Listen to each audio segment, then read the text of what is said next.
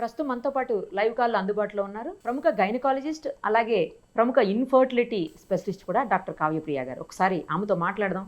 మనం చూసాం సృష్టి టెస్ట్ ట్యూబ్ బేబీ సెంటర్లో ఏం జరిగిందో, దానికి సంబంధించి మరిన్ని వివరాలు డాక్టర్ గారిని అడిగి తెలుసుకున్నాం. డాక్టర్ గారు నమస్తే అండి. నమస్తే.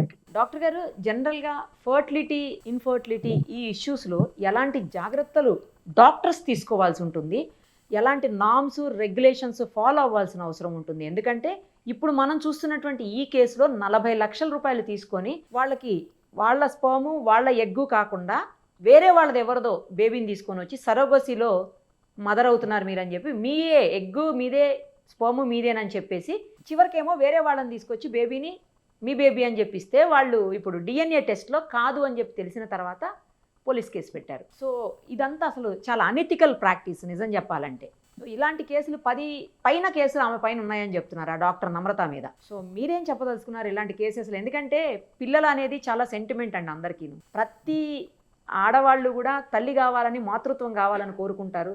ప్రతి వాళ్ళు పెళ్ళైన వెంటనే తల్లిదండ్రులు కావాలని కోరుకుంటుంటారు జనరల్గా. అది సహజంగా కానప్పుడు ఇలాంటి కృత్రిమ పద్ధతులకు పోతూ ఉంటారు. దాన్ని ఎన్కాష్ చేసుకోవటం అనేది ఎంతవరకు కరెక్ట్? అది వేసే ముందు ప్రతిదీ డాక్యుమెంటేషన్ అయితే ఉంటదండి. అండ్ ఇది 40 lakhs అంటున్నారు.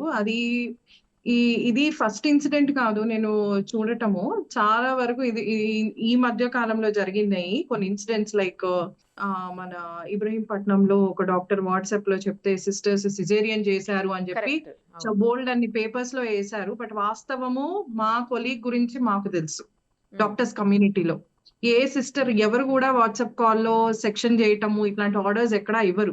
బట్ మీడియా హైప్ చాలా ఎక్కువ అయిపోయింది. ఒక న్యూస్ పేషెంట్స్ కూడా అలాగే తయారయ్యారు. బేసిక్ గా మనకి ఇక్కడ నష్టపోయామంటే ఇక్కడ మనం ఎంత ఎక్స్ప్లాయిట్ చేయొచ్చు అన్నట్టే ఉంది ఇప్పుడు సొసైటీ అంతా.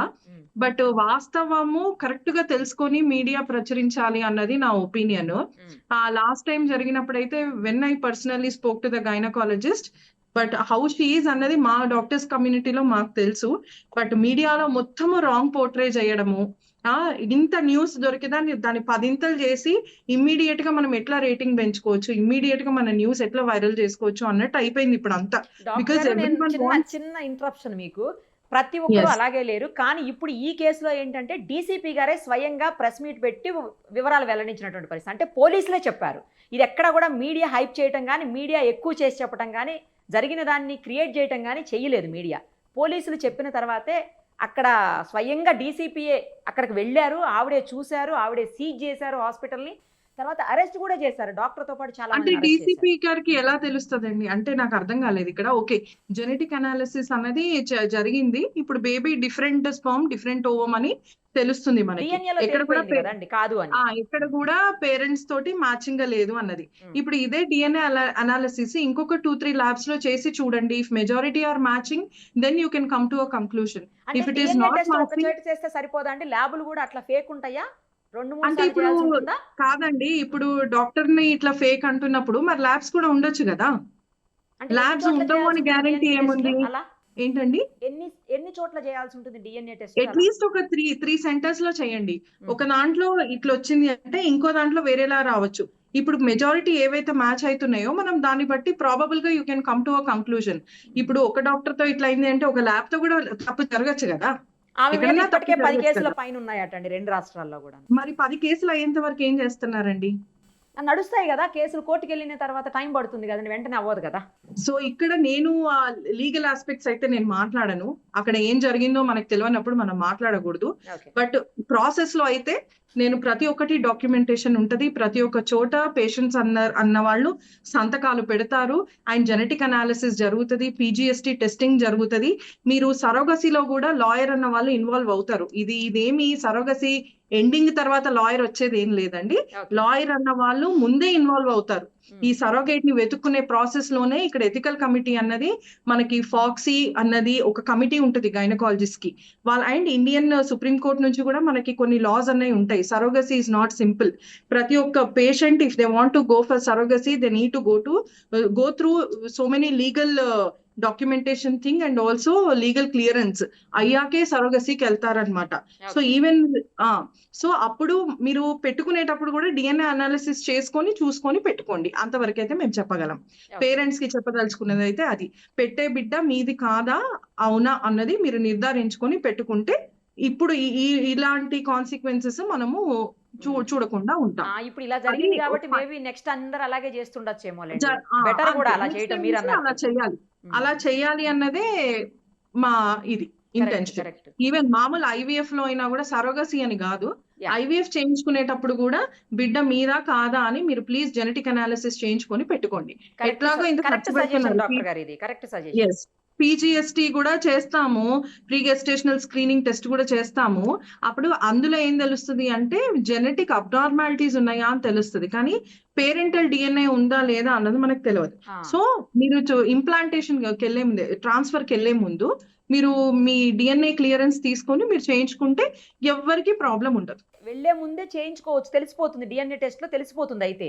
యెస్. మళ్ళీ అప్పుడు కూడా 2, 3 ల్యాబ్స్‌లో చేయించుకొని చేసుకోవాలి అయితే ఇంకా. 2-3 లాక్స్ ఏముండదండి జెనెటిక్ టెస్ట్. మనకి మాక్సిమం 25,000 ఉంటది అంతే. అంటే డీఎన్ఏ టెస్ట్ చేయించుకున్నాక పెట్టుకోమంటున్నారు కదా బేబీ అట్లా. పెట్టుకుంటే ఈ రోజు ఇట్లాంటి ఇలాంటి ప్రాబ్లమ్స్ ఫేస్ అవ్వకుండా ఉంటాయి. చేయకుండా కరెక్ట్. ఉంటారు. నేను అంతే. అదే అంటున్నాను. ఆ డీఎన్ఏ టెస్ట్ అనేది ఒక ల్యాబ్‌లో సరిపోతుందా? మళ్ళీ కూడా 2, 3లో చేయించుకోవాలా? ఇంకా అప్పుడు అనుకుంటే ఐ డోంట్ థింక్ అప్పుడు ఏం ప్రాబ్లమ్ ఉండదు. ఇప్పుడు ఇది మన కేస్ తేలాలి కాబట్టి ఈ కేస్‌కి ఇట్లా చెప్తున్నాం. అప్పుడు అంతా అలా ఏమీ ఉండదు.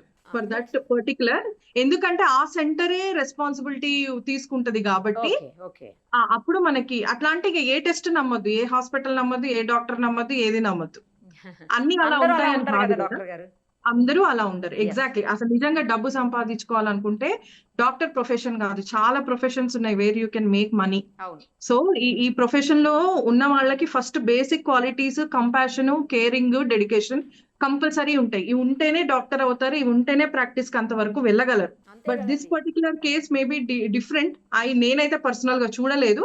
బట్ నేనైతే ఒక మెసేజ్ అయితే చెప్పగలను. మీరు ప్రీ ఇంప్లాంటేషన్, మీరు ప్రీ ట్రాన్స్‌ఫర్ మీరు జెనెటిక్ క్లియరెన్స్ తీసుకొని పీజీఎస్టీ కూడా చేయించుకొని పెట్టుకుంటే ప్రాబ్లమ్స్ అయితే ఉండవు. అప్పుడే వైద్యో నారాయణో హరి అని అందుకే కదండి అంటారు. డాక్టర్‌ని దేవుడితో సమానంగా పోలుస్తారు. అదే అండి. ఇట్లా అయినప్పుడు తిడతారు గూడా. అంటే ఇప్పుడు మీడియా అన్నది చాలా స్ట్రాంగ్ వెపన్ అండి మనకి. ఏదైనా గూడా ప్రూఫ్స్ లేకుండా మనం ఏదో వైరల్ అయిపోవాలి అని మాత్రము టార్గెట్ చేయగూడదు. ఎందుకంటే చాలా ఇన్సిడెంట్స్ చూసాను నేను డాక్టర్స్ మీద. మీరు డాక్టర్స్ ఆహ్, అందరూ ఎలా ఉండరో మీడియా కూడా అందరూ అలా ఉండరండి. ఎవరో కొంతమంది ఉంటుండొచ్చు. అది ఇక కామన్ అండి. ప్రతి దాంట్లో కూడా కొందరు అలాగే ఉంటారు. డాక్టర్స్‌లో ఉంటారు, ఎగ్జాక్ట్‌లీ. మీడియాలో ఉంటారు, ప్రతి దాంట్లో ఉంటారు. ఎగ్జాక్ట్‌లీ. రైట్. ఇంకొక సో విషయం యాహ్! చెప్పండి డాక్టర్ గారు. ఇంకొకటి కూడా కేసు ఈరోజు బయటకొచ్చినటువంటి పరిస్థితి. అదేంటంటే స్పెర్మ్ కలెక్ట్ చేసి, ఆ స్పెర్మ్‌ని, ఎగ్‌ని రెండిటిని కూడా కలెక్ట్ చేసి అహ్మదాబాద్‌కి పంపించి అక్కడ ఫెర్టిలైజేషన్ చేసి సరోగసీ ద్వారా కొంతమందికి అలాట్ చేస్తున్నారని చెప్పేసి అది కూడా ఒక దందా బయటపడింది. నయా దందా ఇది నిజం చెప్పాలంటే. ఇక్కడి నుంచి అక్కడి వరకు పంపించడం అనేది. వాళ్ళకి కూడా రూ. 1000, 4,000 అలా ఇచ్చి డిమాండ్‌ని బట్టి యూత్‌ని టార్గెట్ చేసి చేస్తున్నారని చెప్పేసి అది కూడా బయటకొచ్చింది. సమ్ ఇండియన్ స్పెర్మ్ టెక్ అని చెప్పేసి అది కూడా బయటకొచ్చింది ఈరోజు. ఏదైనా అనాలిసిస్‌కి పంపించుంటారు. ఏ టెస్ట్ ఏది అన్నది we should be very specific. నేను అడిగేది ఏంటంటే అట్లా డోనర్‌ని ఎవరి దగ్గర పడితే వాళ్ళ దగ్గర అట్లా తీసేసుకోవచ్చా? అది ఎగ్ అవ్వచ్చు, లేకపోతే స్పెర్మ్ అవ్వచ్చు. అట్లా తీసేసుకోవచ్చా? డోనార్స్ అన్నది ఎప్పుడు కూడా ఐడెంటిటీ రివీల్ చేయరండి. ఓకే. డోనార్‌కి మనకు కొన్ని సెలెక్టివ్ క్రైటీరియా అన్నది ఉంటది. అది వాళ్ళ కన్సెంట్ తోనే వాళ్ళ విల్లింగ్‌నెస్ తోనే వాళ్ళు డోనార్స్ లాగా ముందుకొస్తారు. So, this is a totally confidential thing. Because వాళ్ళ ఐడెంటిటీ తర్వాత ఇంకొకరి ఊంబులో పెరగకూడదు గదా! కరెక్ట్. సో, అందుకని ఐడెంటిటీ రివీల్ చెయ్యరు. వాళ్ళ విల్లింగ్‌నెస్‌తో ఇస్తే యెస్. డెఫినెట్‌గా అందులో ఎటువంటి కాంట్రోవర్సీస్ అయితే లేవు. అంటే అండ్ ఎవరైనా ఇవ్వచ్చు. అది వాళ్ళ విల్లింగ్ అండి. Okay. If they are willing they will come out with a consent and they will give. కాకపోతే అందులో దానికి proper guidelines, norms, guidelines regulations, అవన్నీ రూల్స్ అవన్నీ ఉంటాయి. Follow yes. కావాలి. అవన్నీ ఫాలో అయ్యి చేయాలి అంతే. టెస్ట్‌లు ఏమన్నా ఉంటాయా అండి? వాటికి కూడా ముందు మామూలు బ్లడ్ ఇచ్చినప్పుడు మనం యెస్. టెస్ట్‌లు చేస్తారు. రకరకాల స్క్రీనింగ్స్ యెస్. అవుతాయి. ఏఎంహెచ్ టెస్ట్ అలాంటివి కొన్ని ఉంటాయి. హ్మ్. అన్ని వాళ్ళ హోల్ బాడీ మనకి అంటే బేసిక్‌గా ప్రొసీజర్ కావాల్సిన అండ్ ఆల్సో వాళ్ళ హెల్త్‌కి సంబంధించి ఏవేవైతే టెస్ట్‌లు చేయాలో హ్మ్. అన్నీ చేసి యాహ్! అలా ఎగ్స్ అన్నవి జెనెటికల్ టెస్ట్‌లు కూడా ఏమన్నా చేస్తారా అండి? జెనెటిక్ టెస్ట్ ఏం చేయరు. జెనెటిక్ టెస్ట్ ఎప్పుడు కూడా ట్రాన్స్‌ఫర్ ముందు చేస్తారు. ఓకే. ముందు స్పెర్మ్ తీసుకునేటప్పుడు లేదా ఎగ్ తీసుకునేటప్పుడు చేయరు అలాగా. చెయ్యరు. అంటే చేసి బాలేనివన్నీ పక్కకు తోసేస్తారు. బావున్నయి మాత్రము ఓకే. స్టోర్ చేస్తారు. ఓకే. యాహ్! రైట్ అండి. మీరు చెప్పినట్లు ముందే జాగ్రత్త తీసుకోవటం అనేది చాలా ఇంపార్టెంట్. అంతే అండి. సింపుల్. ఎందుకంటే సెంటిమెంట్ గదా! తల్లిదండ్రులు కావడం అంతే. అనేది అంతే. చాలా సెంటిమెంట్ ఇది. ఇది ఒక రకమైన అంతే. మైండ్ సెట్‌కి సంబంధించిన విషయము. yes, ఇమోషనల్స్ కి సంబంధించినటువంటి విషయం. So yes. ఇలాంటి విషయంలో మీరు అన్నట్టు ముందుగానే జాగ్రత్తలు తీసుకుంటే తీసుకుంటే ఇన్ని తర్వాత ప్రాబ్లమ్స్ ఫేస్ చేయాల్సిన రాకుండా అవసరం ఉండదు. అంతే. అటు డాక్టర్కి ప్రాబ్లం రాదు, ఇటు సేమ్ టైం ఎవరైతే రిసిపియంట్స్ ఉన్నారో వీళ్ళకి కూడా ప్రాబ్లం లేకుండా ఉంటుంది. Yes, yes. థ్యాంక్ యూ అండి, మంచి సజెషన్ చెప్పారు. Thank you so okay. Much. Suman టీవీలో మీ పర్సనల్ అండ్ బిజినెస్ ప్రమోషన్స్ కోసం కింది నెంబర్కి కాంటాక్ట్ చేయండి.